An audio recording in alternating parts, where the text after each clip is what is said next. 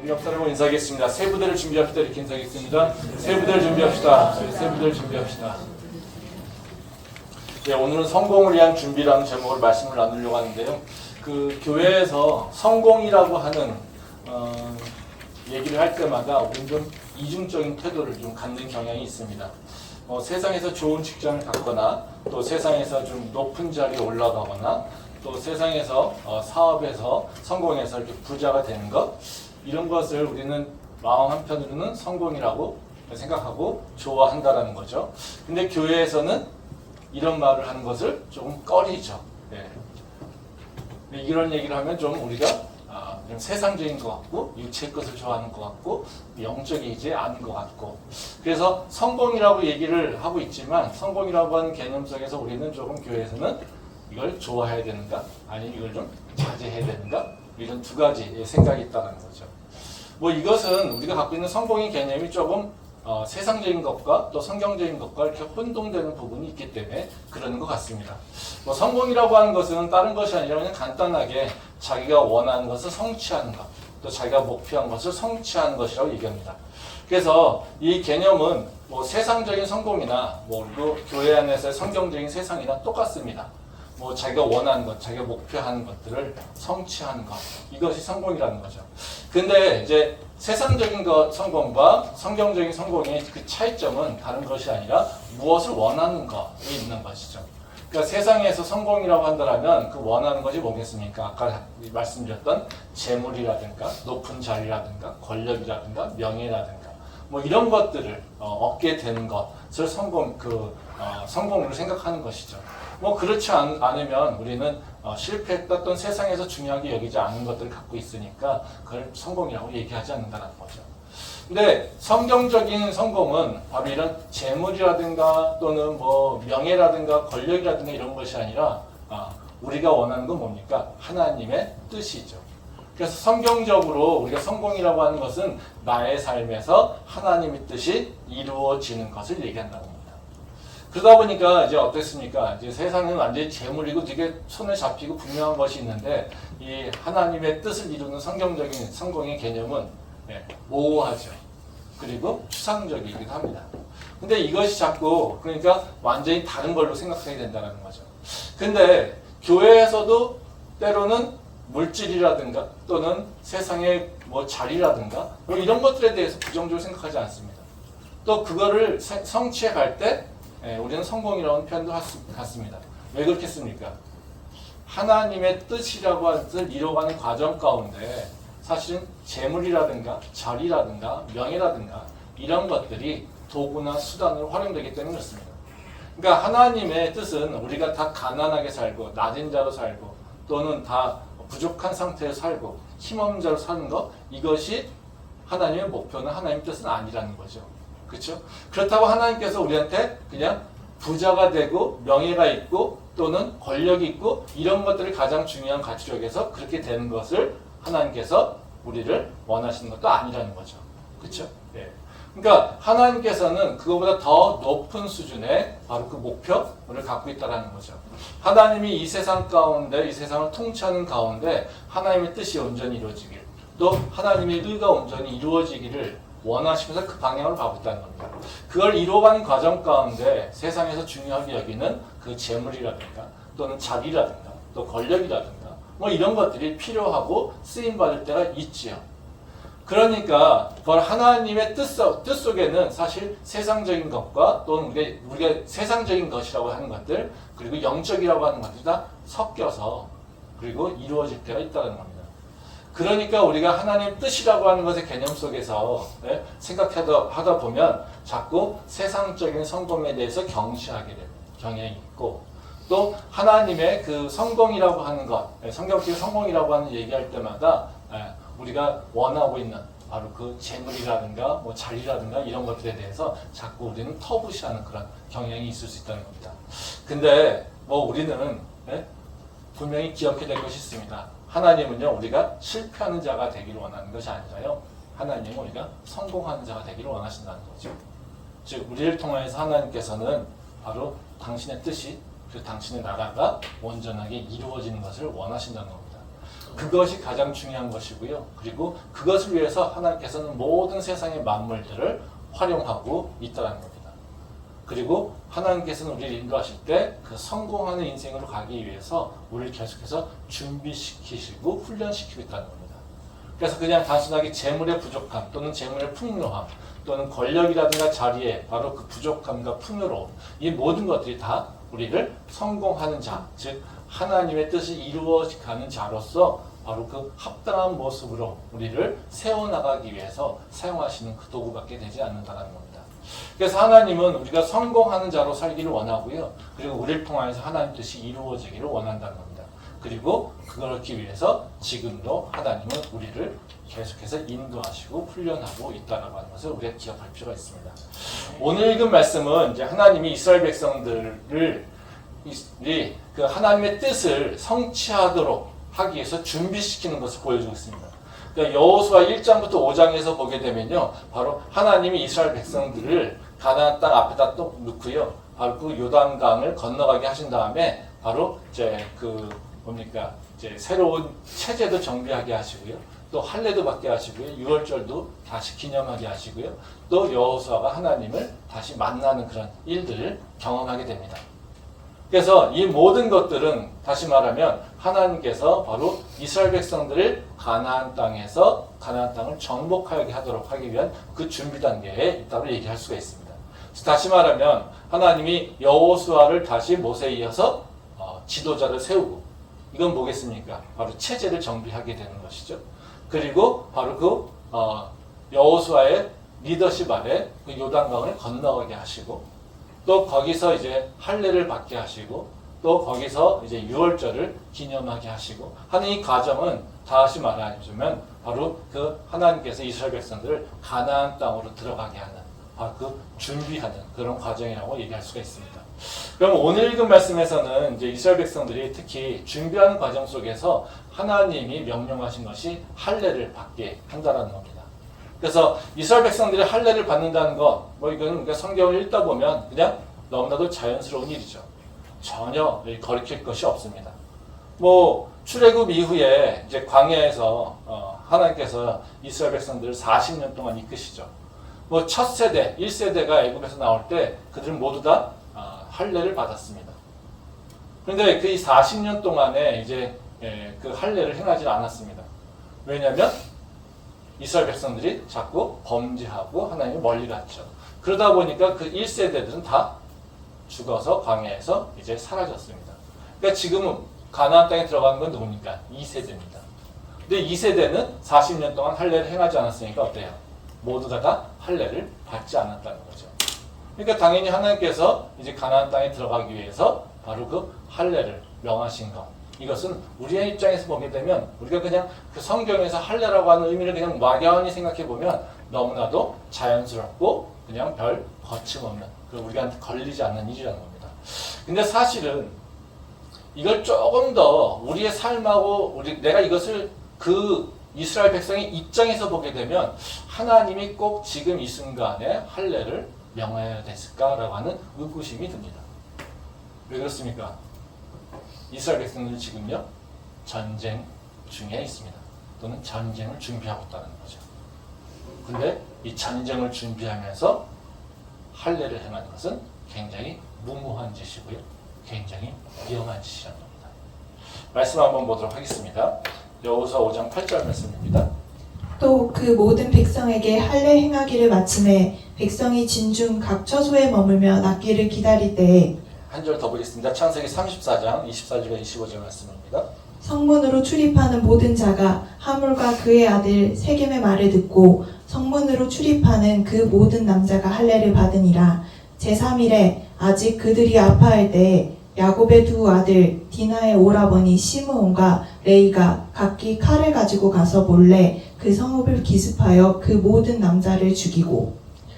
이 할례라고 하는 것을 해낸 것에 대한 얘기를 하고 있는 건데요. 바로 할례는 다 알다시피 육체에 칼을 내는 거죠. 그러니까 상처를 내는 겁니다. 그 표피를 잘라내는 겁니다. 그러니까 이것이 어때요? 상처를 내는 거기 때문에 그 상처를 내고 나서는 그게 아물도록 기다려야지 된다는 거죠. 이 여호수아 5장에서도 보면 그 상처를 냈기 때문에 어때요? 예, 다 처소에 머물면서 낫기를 기다린다는 거죠. 뭐 다 아시다시피 이게 거동이 불편하지 않습니까, 남자들이? 예, 그러니까 그것이 낫기까지 기다리겠다는 거예요. 근데 이런 상황이 이스라엘 백성들에만 있는 것이 아니라 바로 창세기에서도 있었다는 거죠. 바로 여기 보면 그 디나의 사건이죠. 야곱의 자손 디나가 이 히위 족속에게 바로 성폭행을 당합니다. 그러니까 이 형들이 화가 나죠. 오빠들이 화가 납니다. 그래서 오빠들이 가서 바로 히위 족속들을 속여서 그들 남자들을 다 할례를 받게 합니다. 근데 그 할례를 받고 난 다음에 이제는 야곱의 후손들이 가가지고 그들을 모두 다 전멸시킵니다. 왜요? 그들이 싸울 수 있는 상황이 아니라는 거죠. 움직일 수 없고 상처를 낫기를 기다리고 있는 상황에서 그들은 모두 다 잔악하게 죽이게 된다는 겁니다. 이거 보십시오. 할례, 우리는 보통 그냥 생각하기에 종교적 행식, 예식 이걸로 생각하지만 이것이 언제예요? 전쟁 때 있어서는 안 되는 거죠. 전쟁은 언제 어떤 일이 일어날지 모르는 거고요. 그리고 그 전쟁을 대비하기 위해서는 항상 경계하고 있어야 되는 거죠. 근데 이 경계하고 있어야 되는 상황 가운데 지금 하나님께서 말씀하신 건 뭡니까? 할례를 행하라. 즉 움직이지 못하고 처소에 앉아서 그 상처가 아물기를 계속해서 기다려야 되는 상황. 그 상황 가운데 바로 이방의 민족들이 쳐들어오게 되면 그들은 영락 없이 다 전멸당할 수 있는 그런 위험을 처하게 된다는 거죠. 그러니까 이 상황 가운데 우리 할례라고 하는 것을 생각하면 아주 자연스러운 일이지만 사실 그 이스라엘 백성들이 처한 상황을 보게 되면 그 할례를 행한다라고 하는 것 자체는 굉장히 무모하고 위험하고 그리고 미련한 행동이라고 할 수가 있다는 겁니다. 근데 하나님이 그렇게 명령하셨다는 거죠. 근데 이제 하나님께서 이렇게 우리가 생각하기에 좀 이상한 일을 했다라고 하는 것은 우리는 좀 이해가 잘 안 되는 부분이 있는데요. 근데 이런 이해가 안 되는 부분들을 할 때는 하나님께서 분명한 뜻이 있기 때문에 그렇습니다. 그러니까 우리의 생각으로 하나님이 행동한 것이 이해가 잘 되지 않는다.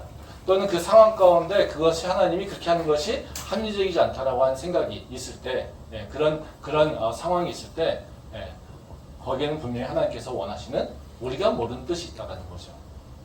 그래서 바로 우리가 보기에는 전쟁 중에 할례를 받는 것은 매우 위험한 일이지만 하나님께서 그 전쟁을 앞둔 자들에게 할례를 명하신 것이 분명하다면 거기에는 하나님께서 분명한 뜻이 있고 그 계획이 있다는 겁니다. 그래서 오늘 제가 나누려고 하는 말씀은 다른 것이 아니라요. 바로 그 하나님 뜻이 무엇일까라고 하는 것을 좀 생각해 보려고 합니다. 하나님께서 이 할례의 위험성을 몰라서 할례를 하라고 하셨겠습니까? 아니면 하나님께서 이스라엘 백성들이 이제 다 전멸하라고 할례를 일부러 시킨 건 아니시겠죠. 그래서 분명히 하나님의 그 계획과 뜻이 있을 거라는 겁니다. 그래서 오늘은 그 계획과 뜻을 좀 알아보려고 하고요.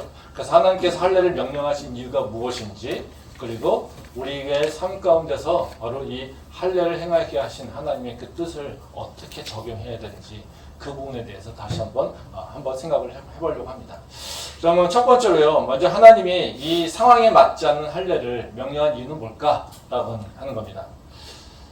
하나님은 우리를 인도하시는데 그 인도하시는 방법은 뭐냐면요. 약속하시고 약속을 성취하는 과정을 통해서 인도하셔요.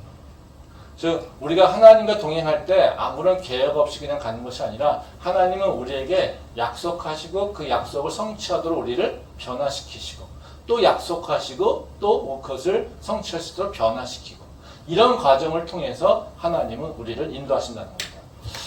말씀 보도록 하겠습니다. 창세기 17장 8절에서 10절 말씀입니다. 내가 너와 네 후손에게 내가 거류하는 이 땅 곧 가나안 온 땅을 주어 영원한 기업이 되게 하고 나는 그들의 하나님이 되리라. 하나님이 또 아브라함에게 이르시되 그런즉 너는 내 언약을 지키고 내 후손도 대대로 지키리라. 너희 중 남자는 다 할례를 받으라. 이것이 나와 너희와 너희 후손 사이에 지킬 내 언약이니라. 이 말씀은 이제 할례가 어떤 의미를 갖고 있는지를 잘 설명해 주고 있는 그런 말씀입니다.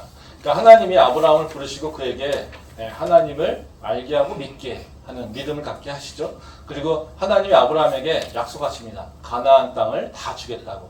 그리고 그 땅에서 영원한 기업으로 너희가 뭐하는 후손을 주겠다고 약속하십니다.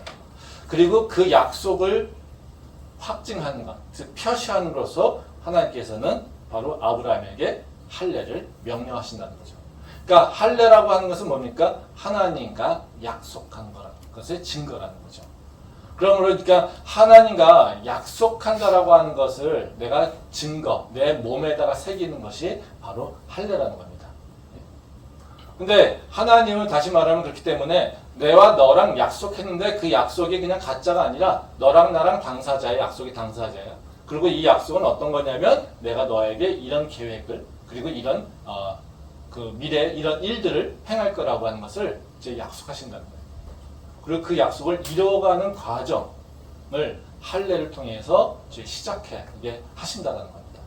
그래서 할례라고 하는 것은 바로 하나님과 약속했다라고 하는 것의 증표고, 그리고 하나님이 이 자를 통해서 당신의 약속을 이루신다라고 하는 약속의 표현이고요. 또 우리는 그 하나님의 약속을 받았기에 나는 할례한 자로서 하나님께 바로 그 충성과 헌신을 다하겠다라고 하는 바로 그 표시를 드러내는 것이 바로 할례라는 겁니다. 근데 문제는 뭡니까? 지금 이스라엘 백성들이 가나안 땅을 약속받아서 애굽에서 나오지 않았습니까? 근데 이제 가나안 땅에 들어가야 됩니다. 근데 지금 가나안 땅에 들어갈 바로 그 이스라엘 백성들의 2세대는 할례를 받지 못한 상황이 있다는 거예요. 그러니까 이 약속을 했는데 그 약속을 지금 들어가는 당사자가 아니라 바로 들어갈 당사자들의 그 부모 세대라는 거죠. 그것은 왜냐면요, 그 부모 세대, 1세대들이 바로 하나님의 그 약속을 잘 이행하지 않았기에 이제 모두 다 죽어버려서 이제는 그 약속이 바로 그 후손들에게 승계되지 않았기 때문에 그렇다는 겁니다. 말씀 한번 보도록 하겠습니다. 여호수아 5장 4절부터 7절 말씀입니다. 여호수아가 할례를 시행한 까닭은 이것이니 애굽에서 나온 모든 백성 중 남자 곧 모든 군사는 애굽에서 나온 후 광야 길에서 죽었는데 그 나온 백성은 다 할례를 받았으나 다만 애굽에서 나온 후 광야 길에서 난 자는 할례를 받지 못하였습니다.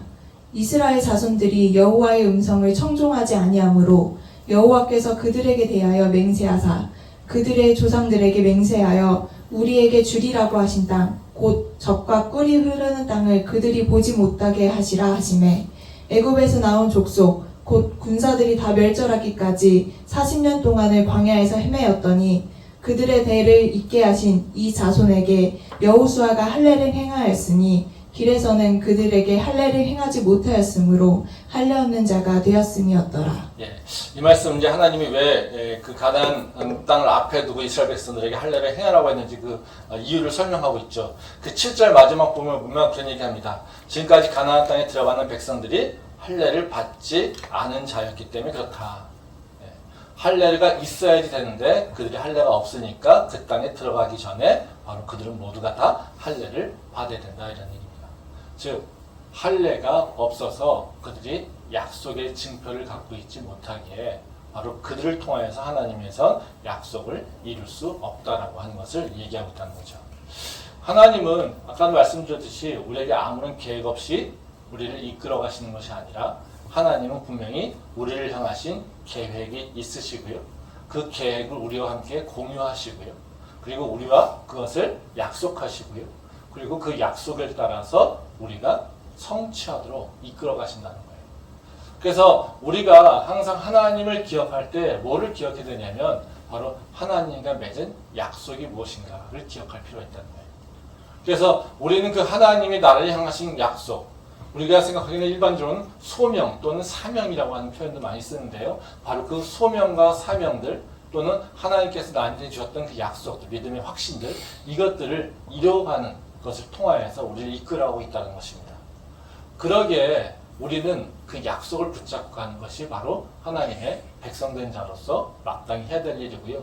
그리고 그 약속을 기억하면서 가는 것이 우리가 해야 될 일이에요. 그래서 우리가 바로 하나님의 인도함을 받을 때는 반드시 약속을 기억해야 된다는 것을 다시 한번 보여주고 있습니다. 근데 우리가 이 약속이라고 하는 표현을 보게 되면 우리가 성경적으로 자꾸 혼란한 부분이 있었죠. 그러니까 우리가 그 약속 가운데는 돈, 재물 이런 것들이 없으니까요. 그래서 우리는 그런 것이 없어도 사실은 하나님은 우리에게 성공적인 삶을 살게 하십니다.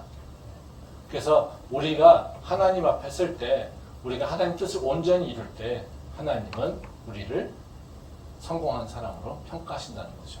말씀 한번 보겠습니다. 에베소서 말씀입니다. 에베소서 1장 4절 말씀입니다.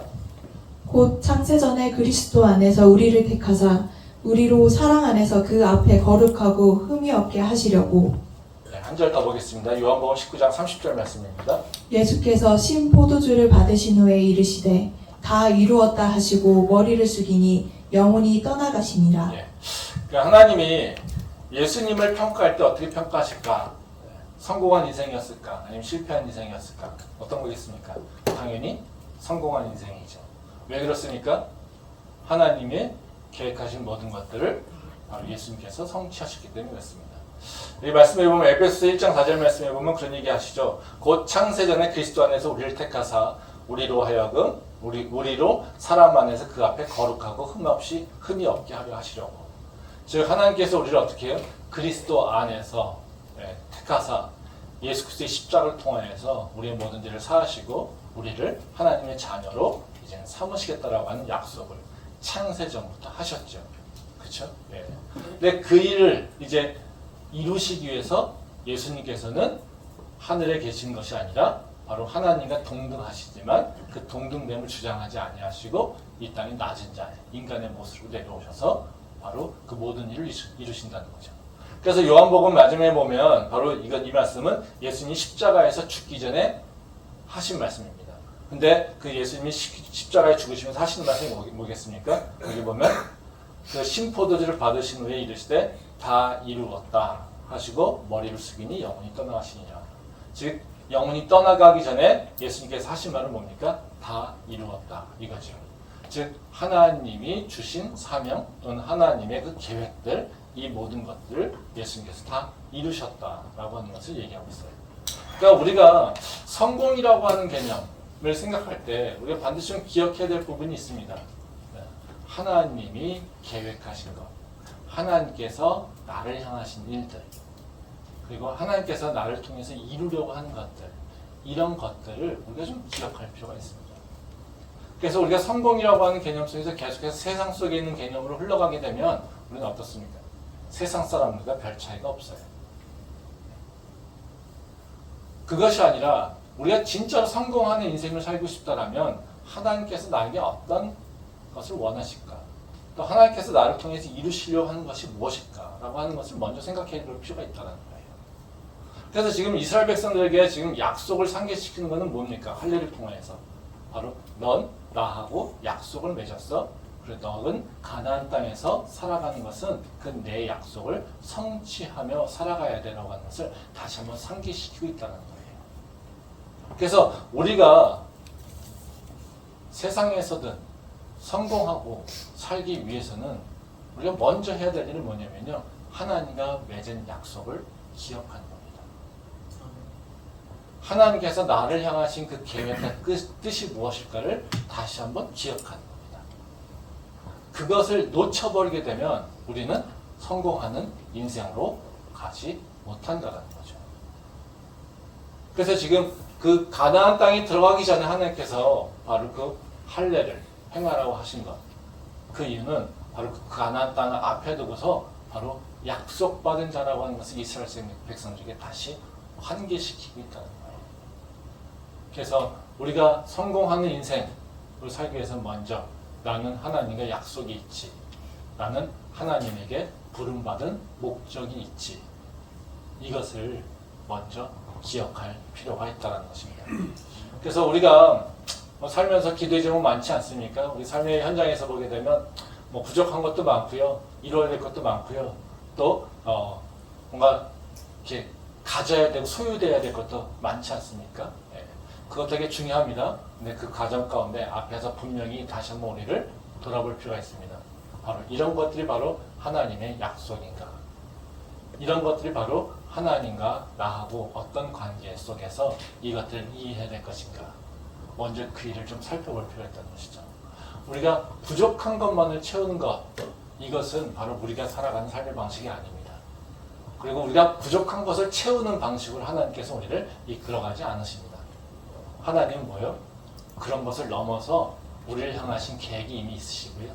그 계획을 이끌어가고 있다는 것입니다. 그래서 그것에 먼저 관심을 가져야 된다. 이것이 바로 우리가 성공을 위한 첫 번째 준비 단계라고 하는 것을 기억할 필요가 있습니다.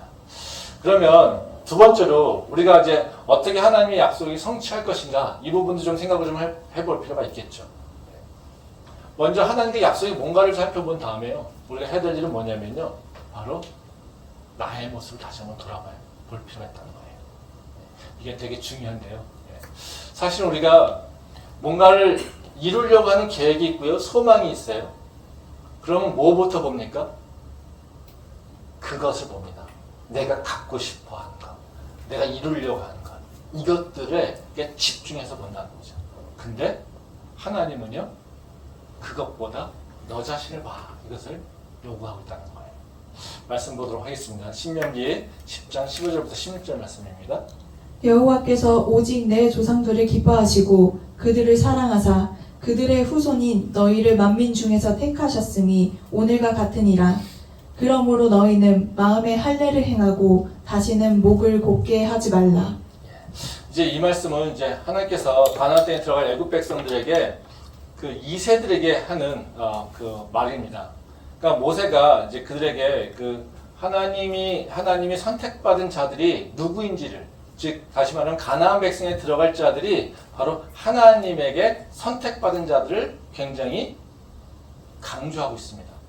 그래서 여기 보면 강조하는 게 뭐냐면 16절을 보면 그런 얘기합니다. 그러므로 너희는 마음에 할례를 행하고 다시는 목을 곧게 하지 말라 이렇게 얘기합니다. 그러니까 너희가 하나님에게 선택받은 백성이야. 이건 뭘로 됐습니까? 내 몸에 할례 받은 징표가 있는 거예요. 근데 그걸로 끝나는 것이 아니라 뭐예요? 마음의 할례를 하라고 하죠. 이것은 무슨 얘기겠습니까? 너희가 육체만 징표를 하는 것이 아니라 너는 그것을 약속을 기억하고 너가 이제는 하나님의 말씀을 따라 살아야 돼 라고 하는 것을 얘기하고 있다는 거예요. 그래서 마음의 할례를 받으라고 하는 것은 뭐냐면요, 너희가 바로 약속을 성취하기 위해서는 해야 될 일이 너는 지금 어떻게 살아야 될지가 있지를 넌 다시 한번 돌아봐야 돼, 이 얘기를 하고 있다는 거죠.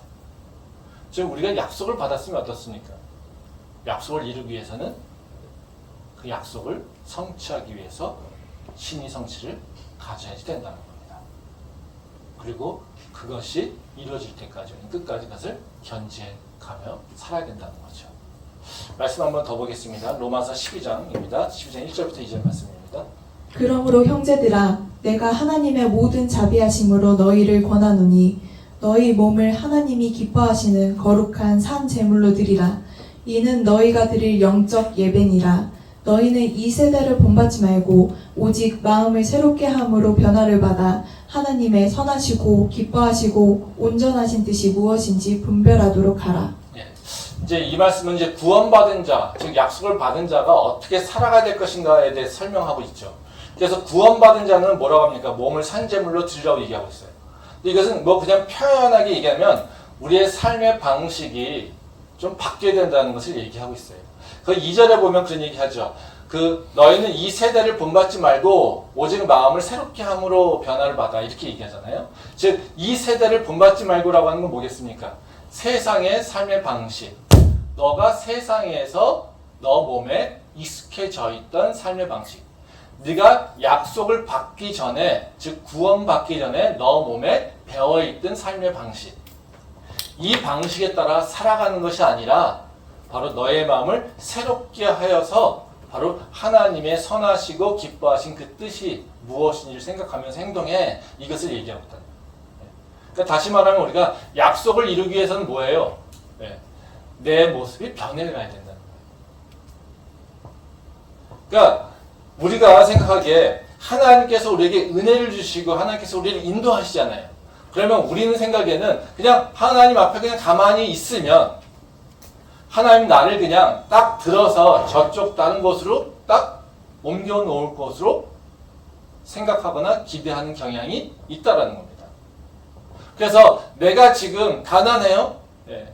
그러면 내가 열심히 기도하고 있으면 하나님께서 나한테 돈을 줘서 이제 내 가난이 그냥 없어져서 가난 없는 자의 모습으로 딱 옮겨가고, 내가 뭔가 어떤 자리가 없어서 지금 헤매고 있으면 내가 딱 하나님께서 나를 그냥 난 가만히 있는데 내 머리를 딱 들어서 새로운 자리로 딱 옮겨주시는 것, 이런 걸로 생각하고 있다는 거예요.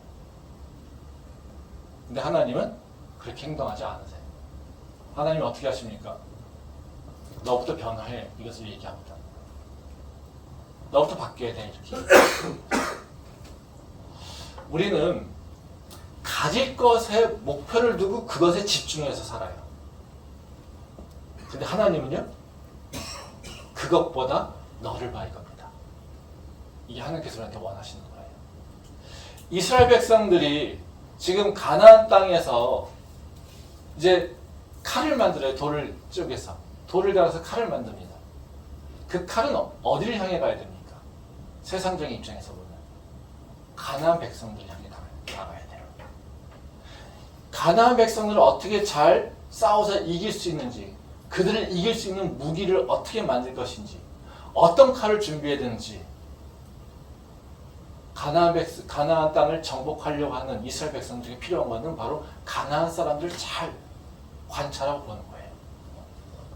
그래서 그들을 잘 이길 수 있는 무기를 준비하는 거죠. 실제로 우리가 세상에서 얘기하는 건 뭡니까? 너가 이기려고 하는 상대를 잘 봐야 돼. 너가 이기려고 하는 상대를 잘 네가 분석하고 판단해야 돼. 그게 너한테 가장 중요한 일이야. 우리가 세상에서 배우는 게 바로 그거 아닙니까? 저도 수업 시간에 가르치는 게 바로 그거예요. 야, 공급자면 소비자를 봐야 돼. 소비자가 뭘 좋아하는지를 알아야지 네가 뭘 만들지. 그러니까 세상에서 원하는 것, 세상에서 네게 쟁취하려고 하는 것, 이것들에 대해 집중하는 것이 바로 우리가 세상에서 가르침이에요. 틀린 말은 아닙니다. 세상에 대해서 관심 갖고 세상에 대해서 분명히 알아야 돼요. 근데 그것이 1번이 아니라는 거예요. 우리한테 하나님께서 요구하시는 건 뭐냐면요, 그 전에 너 자신을 봐야 돼요. 왜요? 성취하는 건 나니까요. 지금 하나님께서 이스라엘 백성들이 가나안 땅을 앞에다 두고 요단강을 건넌 상태입니다. 지금 가나안 땅이 코앞이에요. 저기만 가면, 내가 저들만 물리치면요, 내가 저 땅을 차지할 수 있어요. 그럼 이제 광야 생활이 끝나는 거예요. 그럼 어떻게 마음이 얼마나 조급하겠습니까? 내가 저들을 어떻게 하면 이길 수 있을까? 저들을 어떻게 물리칠 수 있을까? 이것에만 관심이 있죠. 근데 그런 관심이 있는 상태 속에서 하나님께서는 뭐라고 하십니까? 할례해. 그리고 다 자기 처소에서 누워 있습니다. 지금 누워 있을 때입니까? 전혀 그렇지 않죠. 근데 하나님은요, 누워 있으면서 바로 하나님의 약속을 기억해. 하나님이 너에게 무슨 약속을 하셨는지, 하나님이 너에게 지금 어떤 일을 행하시려고 하시는 것인지, 너는 하나님에게 어떤 것을 지금 약속하고 헌신하겠다고 충성하겠다고 맹세했는지, 그걸 보라고 얘기하는 거예요. 하나님이 관심 있는 건 뭐냐면요, 참 놀랍게요, 우리가 성취하는 것보다요, 우리가 변하는 겁니다. 우리에게 소망을 주시고 우리에게 이끌어 가시는 이유, 이런 것들요 다 뭡니까? 하나님이 우리가 변하기를 원하시는 거예요. 하나님이 계획하신 모든 것들은 바로 하나님이 우리를 통해서만 해야 될 건 아니에요.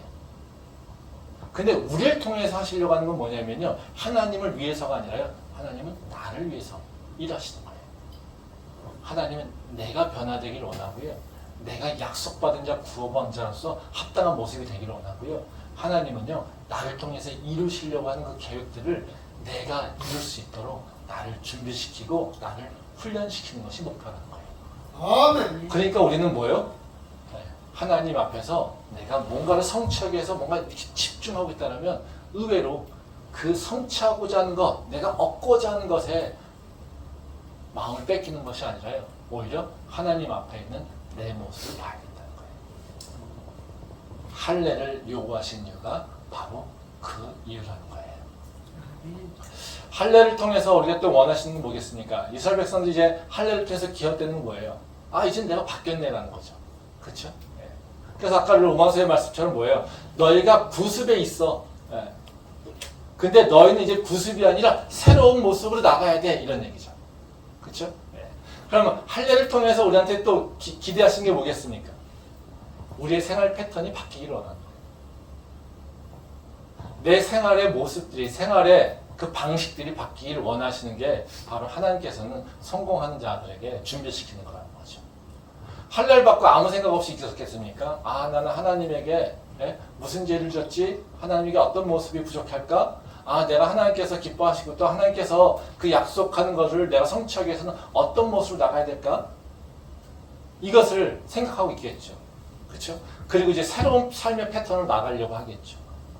내 몸이 바뀌었으니까 어떻게 해요? 내가 새로운 모습으로 살려고 하는 것이 당연히 일어나야 된다는 거죠. 세상에서도요, 성공이라고 하는 것에 대해서 어떻게 성공할 것인가에 대한 얘기를 되게 많이 하죠. 왜냐하면 서점 가보십시오. 성공을 위한 책들이 엄청나게 많습니다. 근데 그 성공에 대한 얘기를 세세하게는 좀 다르지만요, 그 성공하는 것에 대해서 얘기할 때마다 항상 나오는 얘기가 있습니다. 습관입니다. 그쵸? 뭐 성공한 사람의 7가지 습관, 너무 유명한 책이죠. 뿐만 아니라요, 뭐 공부를 하든 뭘 하든지 간에 성취하고 성공하는 것과 관련돼서 항상 얘기하면요, 뭘 하라고 합니까? 너 습관을 바꿔, 이런 겁니다. 너가 생각하고 행동하는 습관을 바꿔. 이겁니다. 하나님께서 우리한테 할례라고 하는 것을 통해서 너의 삶의 충격 또는 그 하나의 어쨌든 쉼표를 찍게 하시는 것은요, 뭐냐면요, 우리가 이제 계속 가던 길로 가는 것이 아니라요, 이제 너가 새로운 삶의 모습으로 바뀌기를 원하신다는 거예요. 그래서 우리 삶의 패턴이 바뀌기를 원하신다는 거예요. 그래서 우리는 뭔가 하나님과 만났을 때 이제는 우리는 새로운 믿음의 결단이 있지 않습니까? 이렇게 살아야지. 다시 말하면 아까 모세가 신명기를 통해서 얘기하는 것처럼 우리가 마음의 할례를 받아야지. 그래서 우리는 새로운 모습으로 나가야지라고 하는 믿음의 결단이 있지 않겠습니까? 그 믿음의 결단을 이제 내 삶으로 이끌어와서 내 삶에서 안착할 수 있는 것을 우리는 생각하고 고민해야 된다는 거예요.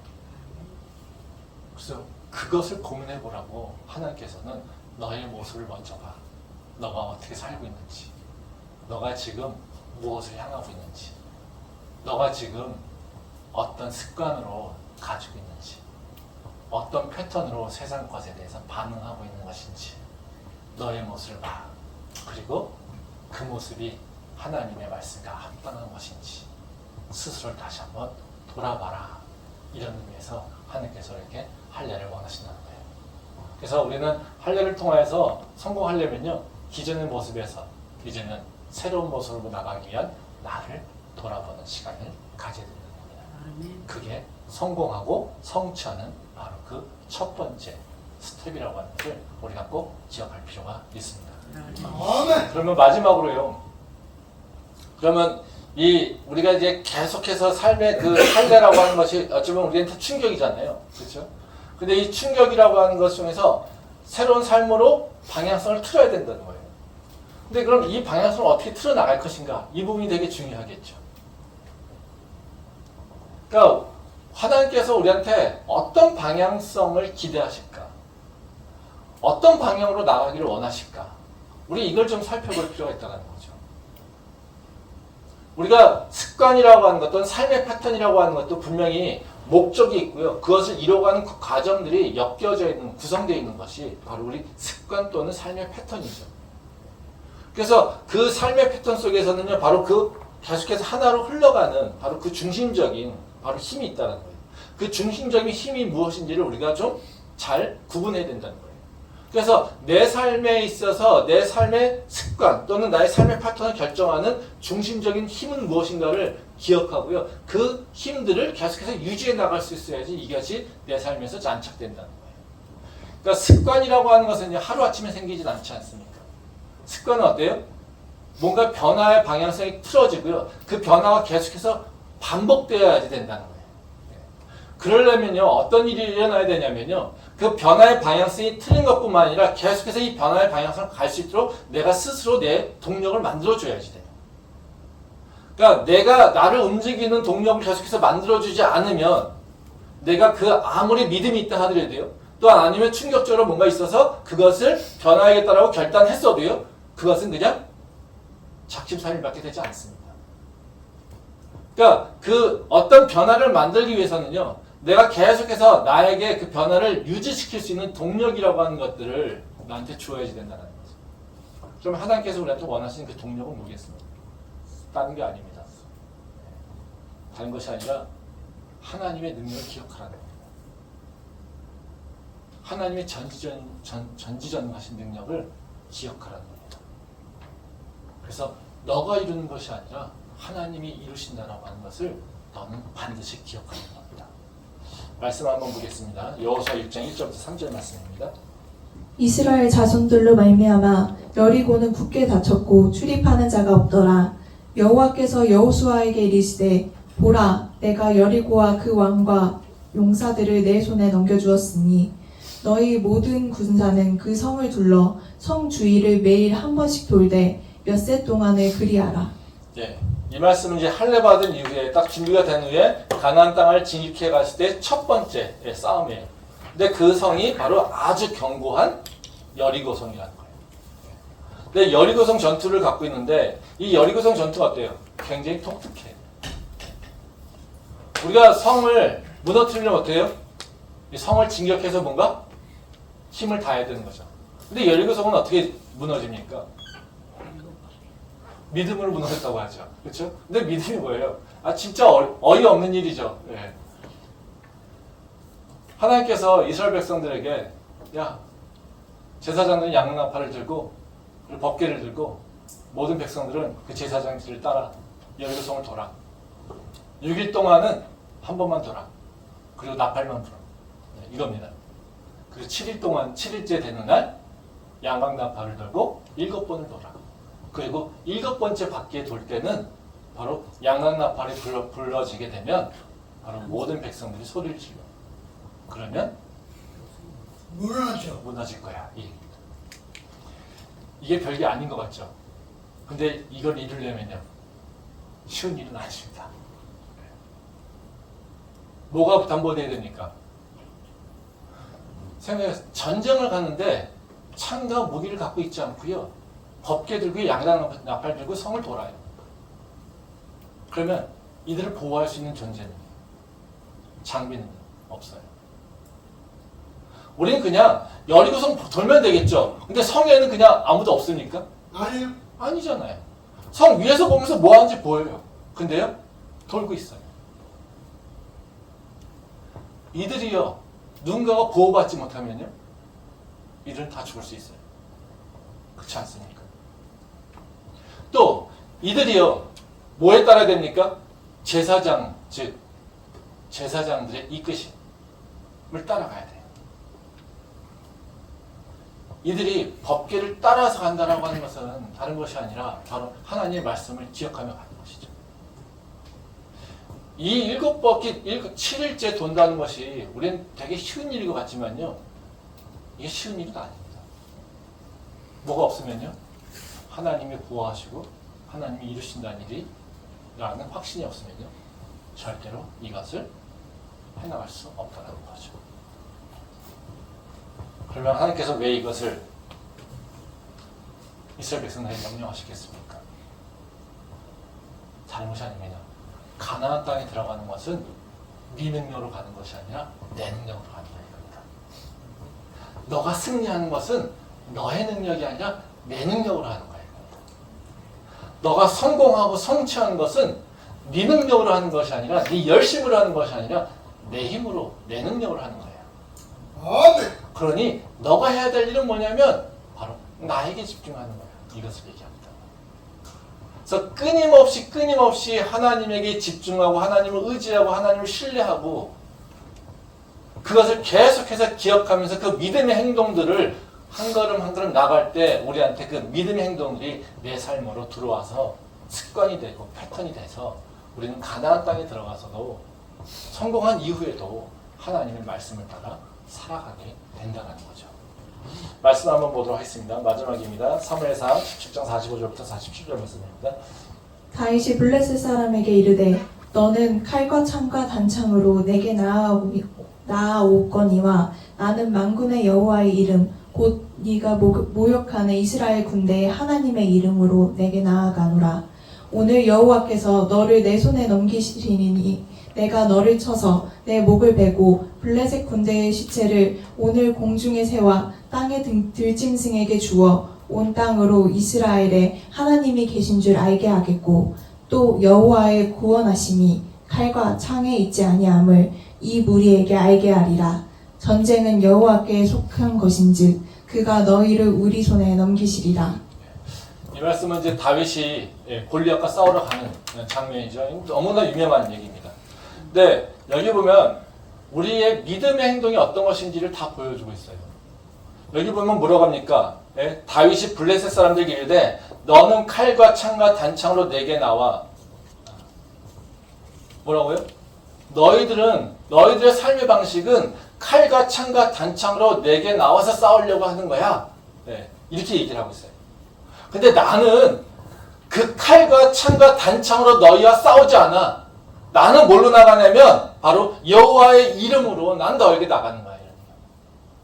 즉 싸우는 게 틀리죠. 세상은 뭐라고 합니까?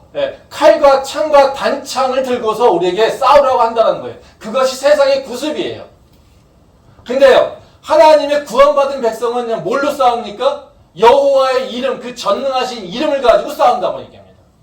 그래서 전쟁을 하는데 저들은 칼과 창과 단창을 들고 나와서 우리를 죽이겠다고 하는데 우리는요, 그 칼과 단창이 아니라 뭐예요? 여호와의 이름을 들고 나온다는 거예요. 그러면 우리가 그 칼과 창과 단창 앞에서 그 칼을 들고 있지 않고 바로 나갈 수 있는 이유, 대항할 수 있는 이유 뭐겠습니까? 다윗이 이렇게 고백하지 않습니까? 47절에 보면 여호와의 구원하심이 칼과 창에 있지 않음을 이 우리가 다 알게 할 거예요. 하나님께서 구원하시는 것은 바로 내 손에 든 칼과 창이 아니라 하나님의 구원은 내가 어떤 무기를 갖고 있느냐 이거에 달려있지 않아. 이것을 하나님께서는 하나님께서는 우리가 알기를 원하신다는 거죠. 지금 여리고성도 왜 칼과 창을 들고 나가라고 하지 않습니까? 오히려 질서정연하게 바로 그 제사장의 이끌음에 따라서 그 말씀에 따라서 살라라고 하는 일, 그 여리고성을 돌라라고 하는 일 다른 것이 아닙니다. 여리고성이 무너지는 것은 그들의 무력이 있는 것이 아니라 여호와의 이름이 있기 때문에 그렇다는 것입니다. 우리가 세상에서 살아갈 때 우리랑 똑같은 모습으로 세상 사람들과 우리가 경쟁합니다. 우리가 돈을 위해서 또는 명예를 위해서 자리를 위해서 권력을 위해서 살지는 않습니다. 그렇지만요, 우리가 하나님의 뜻을 드러내기 위해서는 때로는요, 우리는 재물을 놓고도 경쟁할 때도 있고요, 자리를 놓고 경쟁할 때도 있고요, 그리고 명예를 놓고 경쟁할 때도 있습니다. 세상은요, 바로 그것들을 얻기 위해서 그들이 갖고 있는 여러 가지 바로 모든 수단과 도구를 다 사용합니다. 우리는 세상이 얘기하고 있는 바로 그 모든 도구들을 대항을 해야지 우리는 그들과 싸워서 경쟁할 수 있어요. 즉 블레셋의 장수 골리앗이 엄청난 힘으로 칼과 창과 그 단창을 들고 나와서 바로 그 이스라엘 백성들을 두렵게 한 것처럼 우리도 어쩌보면 바로 그 세상을 나가서 바로 하나님 뜻을 이루겠다고 할 때 우리가 직면하는 첫 번째 것은요, 바로 골리앗과 같은 세상이죠.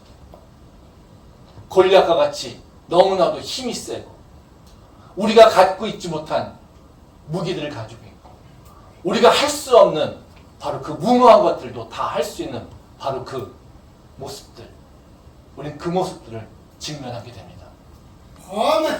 그럼 우리가 어떻게 싸우겠습니까? 무엇을 이기겠습니까? 그들과 똑같이 칼을 들고 창을 들고 싸워서 이기겠습니까? 하나님께서 우리한테 그걸 원하지 않는다는 거죠. 하나님은 창, 칼, 바로 세상이 싸움의 도구로 생각하는 것들을 우리에게 요구하지 않습니다. 우리에게는요, 믿음을 요구하신다는 거예요. 여호와의 이름이, 하나님의 그 전지전능하심이 우리를 구원하신다라고 하는 그 믿음을 하나님께서는 우리가 갖기를 원하신다는 거예요. 그거 이기기를 원하신다는 거예요. 이 모습은요, 그냥 하루아침에 생기지 않습니다. 어떻게 해요? 믿음의 삶이 내 안에 차곡차곡 쌓여서 내가 믿음으로 모든 것들을 살아가려고 하는 모습들, 그것이 내 삶에 배어 있어야 된다는 거죠. 사도 바울이 고백하고 있지 않습니까? 내가 예수 그리스도와 함께 십자가에 못 박혔나니 이제는 내가 사는 것이 아니라 내 안에 있는 예수를 믿는 믿음으로 산다고 하지 않습니까? 내가 사는 것이 아니라고 하는 것은 바로 세상의 모습에, 세상에서 배웠던 그 모습으로 살아가는 것이 아니라 이제는 내가 약속받은 자로서, 구원받은 자로서 나를 온전케 하시는 그 예수님을 믿는 믿음의 방식으로 살아갈 거야. 이것을 바로 고백하고 있는 것이 십자가와 함께 못 박혔다라고 얘기하고 있다는 것입니다. 아멘. 그렇게 우리도 똑같이 예수님과 함께 십자가에 못 박힌 자입니다. 그러게 우리는 세상의 방식이 아니라 하나님의 방식으로 우리는 살아가야 됩니다. 네, 하나님께서 우리한테 요구하시는 건 다른 것이 아니라 그 하나님을 향한 믿음, 하나님이 바로 우리를 승리케 하신다고 하는 그 믿음, 하나님이 세상을 이기신다고 하는 그 확신, 그 확신이 우리 가운데 견고하게 있어야 된다는 것입니다. 바로 우리가 성공을 위해 준비해야 될 것은 바로 그 확신일 것입니다. 그 확신 가지고 이제는 하나님이 기뻐하시는 그 뜻을 이뤄가는, 성공하는 우리 모두 될 수 있기를 소망합니다. 아멘.